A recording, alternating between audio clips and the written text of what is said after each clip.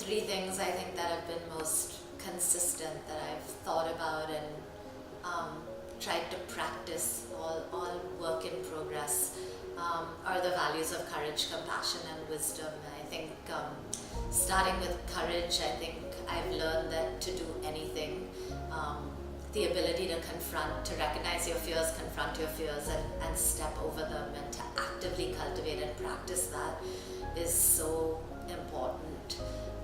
And I think compassion, I've learned a lot that even more important than the outcomes we drive for is the way we get there in this work. And so what are you doing, not just to scale to reach every child, but for each child that you've touched, what have you left the child with? And so operating in a way that you believe not just in big things but small things, that you operate with compassion in the way that you work, even at the cost of outcomes. I think that's been a second big one. And just the interplay of those three values, I think, to me is linked with how do you, the longer you stay in the sector, stay connected, not just to your head, because I think that is the default for many of us. We sort of live in our heads and we think that problems of the world can be solved intellectually, but how do you balance that with staying close to the ground and using your hands, staying on the ground, staying connected to why you first came into this work. I'm thinking a lot about just awareness of power and privilege and how that plays out.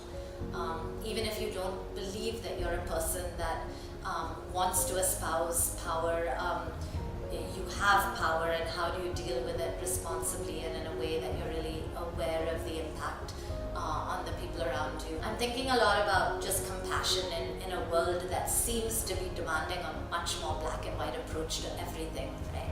Consequences and laws, and there is this paradigm of right and wrong. That kind of environment, is there space for people to fail and learn and make mistakes and hold different perspectives, is something that I'm thinking a lot about. And linked to that, just the power of dialogue in a safe way. And I've also realized creating a safe space is incredibly tough. It's not just about sitting in a circle and saying share, but people genuinely feeling safe to share. I think we'll have done great things in organizations if we can hold different perspectives, different identities as we embark on this work. So